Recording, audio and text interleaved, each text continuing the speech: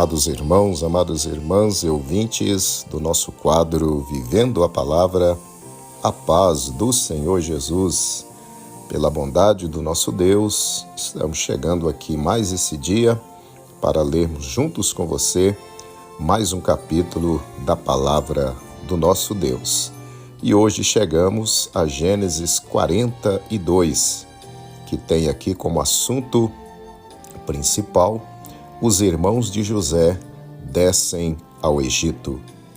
Abra sua Bíblia, se você ainda não fez, e vamos ler juntos mais este capítulo. Versículo 1.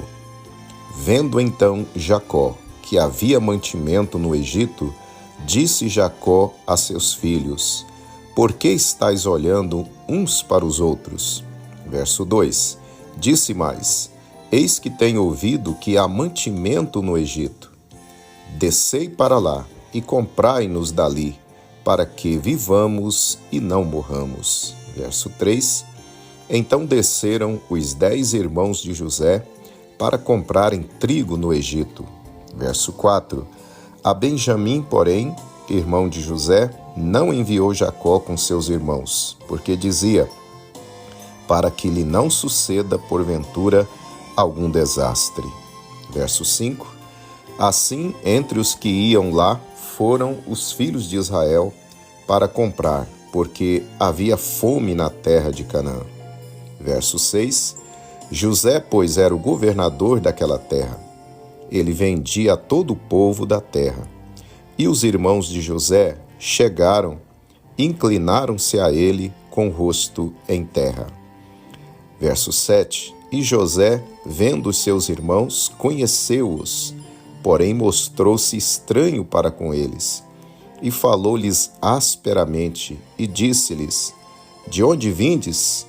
E eles disseram: da terra de Canaã, para comprarmos mantimento. Verso 8. José, pois, conheceu seus irmãos, mas eles não o conheceram. Verso 9. Então José lembrou-se dos sonhos que havia tido deles e disse-lhes: vós sois espias, e viestes para ver a nudez da terra. Verso 10. E eles lhe disseram: não, senhor meu, mas teus servos vieram comprar mantimento. Verso 11. Todos nós somos filhos de um mesmo homem, somos homens de retidão, os teus servos não são espias. Verso 12. E ele lhes disse: não, antes viestes para ver a nudez da terra. Verso 13. E eles disseram: nós, teus servos, somos 12 irmãos, filhos de um homem na terra de Canaã. E eis que o mais novo está com nosso pai hoje, mas um já não existe. Verso 14. Então lhes disse José: isso é o que eu vos tenho dito, sois espias. Verso 15. Nisto sereis provados, pela vida de Faraó, não saireis daqui, senão quando o vosso irmão mais novo vier aqui. Verso 16. Enviai um dentre vós, que traga vosso irmão, mas vós ficareis presos, e vossas palavras sejam provadas, se há verdade convosco. E se não, pela vida de Faraó, vós sois espias. Verso 17. E pô-los juntos em prisão 3 dias. Verso 18. E ao terceiro dia disse-lhes José: fazei isso e vivereis, porque eu temo a Deus. Verso 19. Se sois homens de retidão, que fique um de vossos irmãos preso na casa de vossa prisão. E vós ide, levai mantimento para a fome de vossa casa. Verso 20. E trazei-me o vosso irmão mais novo, e serão verificadas vossas palavras, e não morrereis. E eles assim fizeram. Verso 21. Então disseram uns aos outros: na verdade, somos culpados acerca de nosso irmão, pois vimos a angústia da sua alma, quando nos rogava. Nós, porém, não ouvimos, por isso vem sobre nós esta angústia. Verso 22. E Rúben respondeu-lhes, dizendo: Não vos dizia eu, não pequeis contra o menino? Mas não ouvistes, e vedes aqui, o seu sangue também é requerido. Verso 23. E eles não sabiam que José os entendia, porque havia intérprete entre eles. Verso 24. E retirou-se deles e chorou. Depois tornou a eles e falou-lhes, e tomou a Simeão dentre eles, e amarrou-o perante os seus olhos. Verso 25.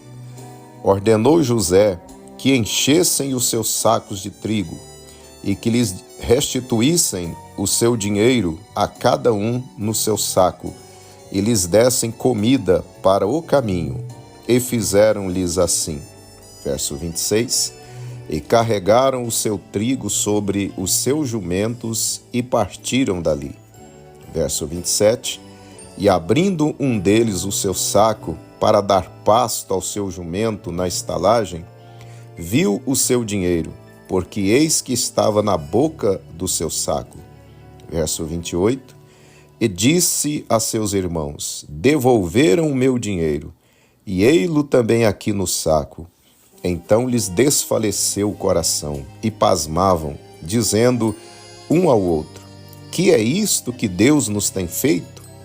Verso 29. E vieram para Jacó seu pai, na terra de Canaã, e contaram-lhe tudo o que lhes aconteceu, dizendo, verso 30, O homem, o Senhor da terra, falou conosco asperamente, e tratou-nos como espias da terra. Verso 31. Mas dissemos-lhe, somos homens de retidão, não somos espias. Verso 32. Somos 12 irmãos, filhos de nosso pai. Um não mais existe, e o mais novo está hoje com nosso pai na terra de Canaã. Verso 33. E aquele homem, o Senhor da terra, nos disse: Nisto conhecerei que vós sois homens de retidão. Deixai comigo um de vossos irmãos, e tomai para a fome de vossas casas e parti. Verso 34. E trazei-me vosso irmão mais novo, assim saberei que não sois espias, mas homem de retidão. Então vos darei o vosso irmão, e negociareis na terra. Verso 35. E aconteceu que, despejando eles os seus sacos, eis que cada um tinha o pacote com seu dinheiro no seu saco. E viram os pacotes com seu dinheiro, eles e seu pai, e temeram. Verso 36. Então Jacó, seu pai, disse-lhes: Tendes-me desfilhado.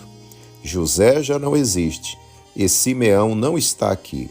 Agora levareis a Benjamim. Todas essas coisas vieram sobre mim. Verso 37. Mas Rúben falou a seu pai, dizendo: Mata os meus 2 filhos, se eu não tornar a trazê-lo para ti. Entrega-o em minha mão, e tornarei a trazê-lo. Verso 38. Ele, porém, disse: Não descerá meu filho convosco, porquanto o seu irmão é morto, e só ele ficou. Se lhe suceder algum desastre no caminho, por onde fordes, fareis descer meus cabelos brancos com tristeza à sepultura.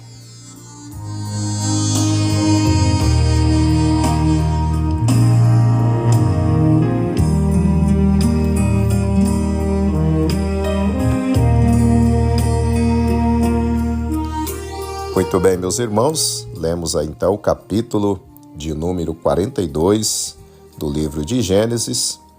E aqui para a nossa meditação, eu quero reler com você os versos 21 e 22, que nos diz assim: Então disseram uns aos outros: Na verdade, somos culpados acerca de nosso irmão, pois vimos a angústia da sua alma quando nos rogava. Nós, porém, não ouvimos, por isso vem sobre nós esta angústia. E Rúben respondeu-lhes, dizendo: Não vos dizia eu, não pequeis contra o menino? Mas não ouvistes, e vedes aqui, o seu sangue também é requerido.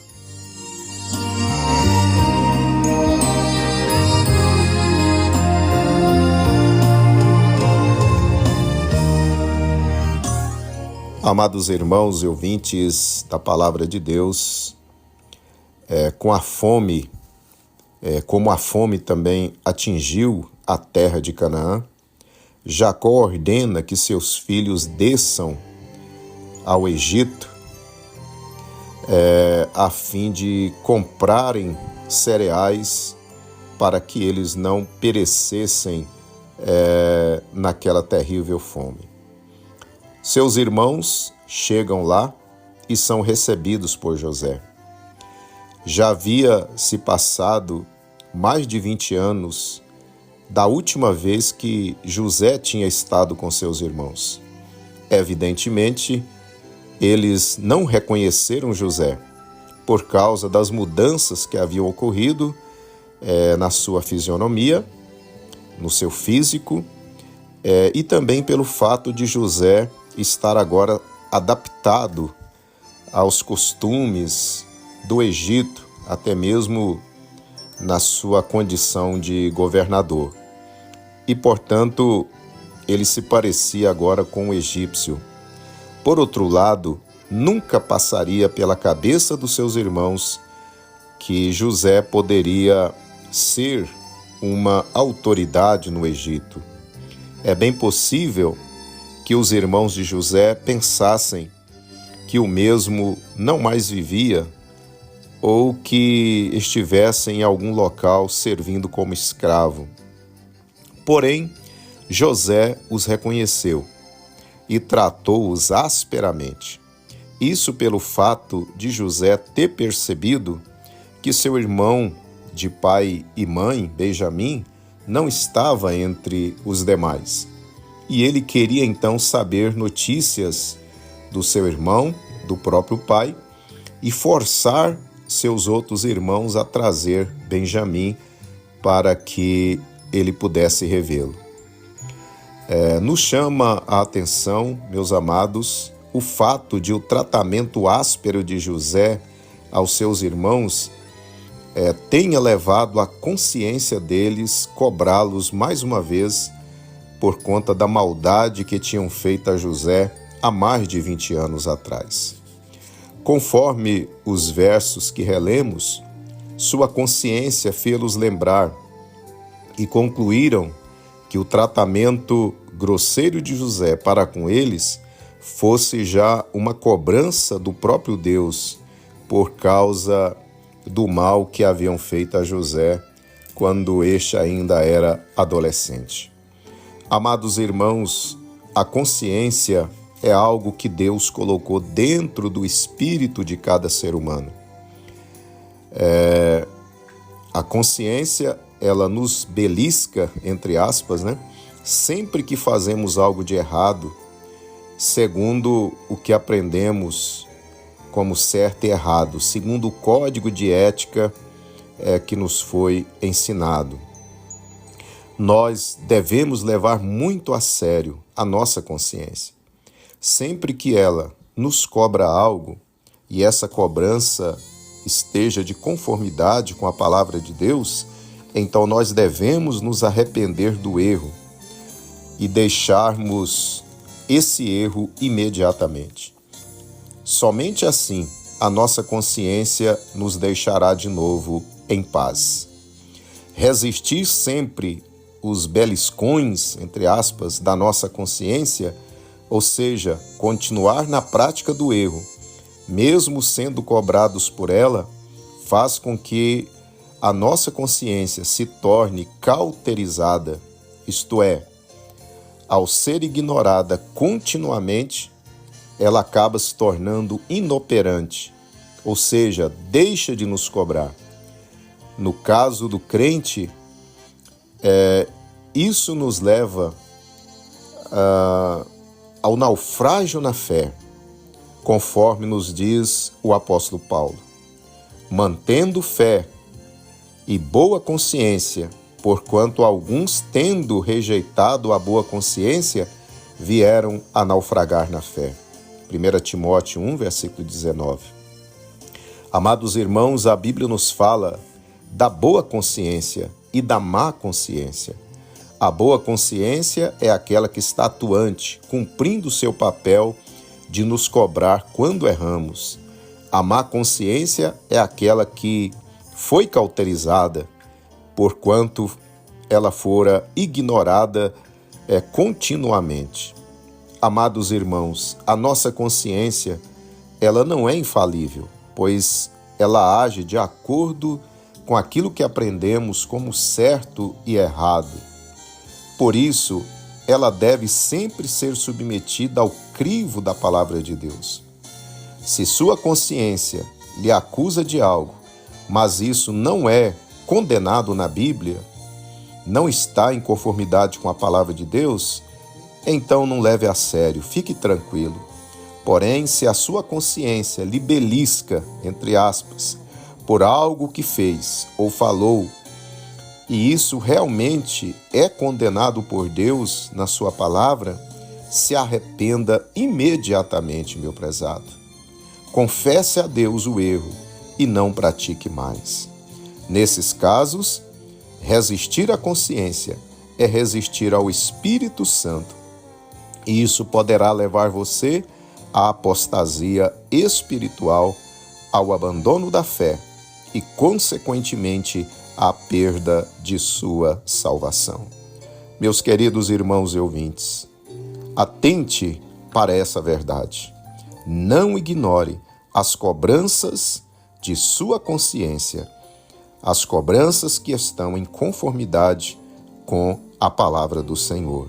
Cuidado, pois resistir à nossa consciência, quando ela está nos cobrando de acordo com a palavra de Deus, poderá nos levar ao tropeço, à queda espiritual, e assim podemos não termos condições de nos levantar mais, pois aquele que tropeça na palavra dificilmente poderá se levantar. Meditemos nessa séria verdade. Que Deus nos guarde e que nós tenhamos cuidado, que nós possamos viver com uma boa consciência, uma consciência que nos aprova diante de Deus. Amém.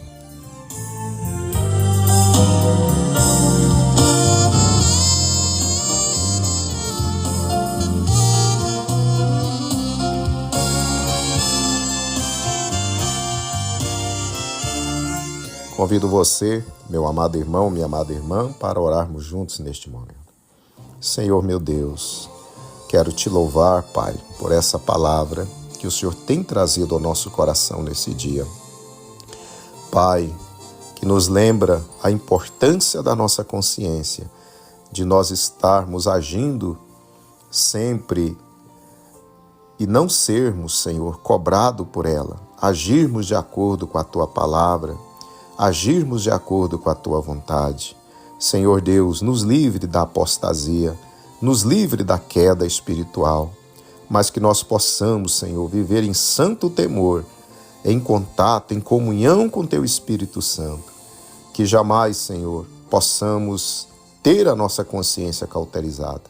Guarda-nos em Teu nome, é o que te pedimos, em nome de Jesus. Amém.